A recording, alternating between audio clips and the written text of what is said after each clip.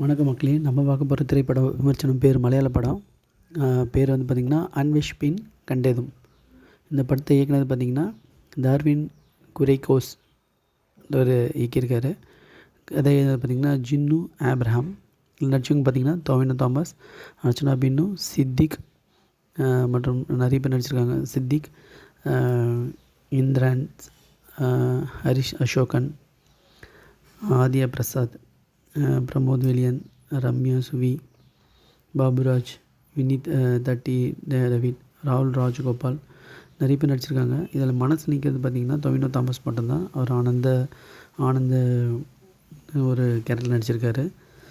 அந்த கேரக்டர் பார்த்திங்கன்னா அதுக்காகவே வந்த மாதிரி அந்த போலீஸ் ஆஃபீஸராகவே மிடுக்கான தோட்டத்தில் அவர் நடிச்சிருக்காரு. மற்றவங்களாம் அவங்கவுங்க பங்கு செய்கிறாங்க. படத்தோட கதைன்னு பார்த்திங்கன்னா டொவினோ தாமஸ் வந்து முதல்ல எடுத்தோன்னே ஒரு போலீஸ் ஸ்டேஷனில் வந்து உட்கார மாதிரி இருக்கும். இது பிரச்சனை பண்ண ஒரு போலீஸ் மாதிரி காட்டுவாங்க. அவர் வந்து அந்த கிராமத்தில் நடந்த ஒரு கொலையை வந்து துப்பு தொலைக்குவார். ஃபஸ்ட்டு ஒரு பொண்ணு வந்து லவ்லின்ற பொண்ணு வந்து இறந்துடும். இது எப்படி நடந்தது அப்படின்றது தான் ஃபஸ்ட் ஹாஃபில் சொல்கிறாங்க.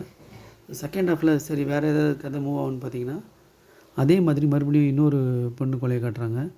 இதை எப்படி தூப்பு தொலைக்குனது அப்படின்றது தான் படத்தோட ரெண்டாவது ஹாஃப். அப்படி போகுது. ரெண்டுமே ஸ்லோவாக போகுது.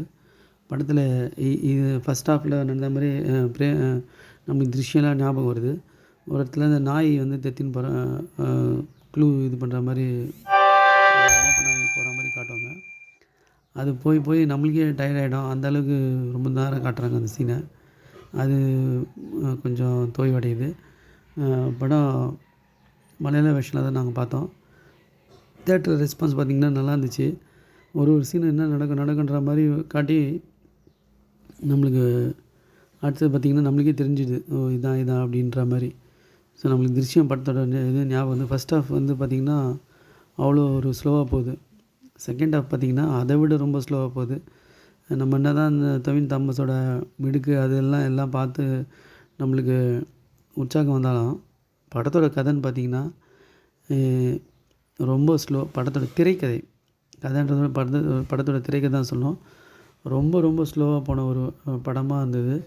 மியூசிக்லாம் அப்படி லைட்டாக இது வந்தாலும் படத்தில் சொல்கிற மாதிரி எதுவும் இல்லைன்னு தான் சொல்லணும். இந்த ரெண்டு க்ரைம் த்ரில்லர்னு சொல்லிட்டு க்ரைம் ட்ராமா மாதிரி ஆயிடுச்சு. ட்ராமாவோட ரொம்ப ஸ்லோவாக இருந்தது. படத்தில் டொவினோ தாமஸ் தவிர வேறு சொல்கிறதுக்கு எதுவுமே இல்லை. நன்றி.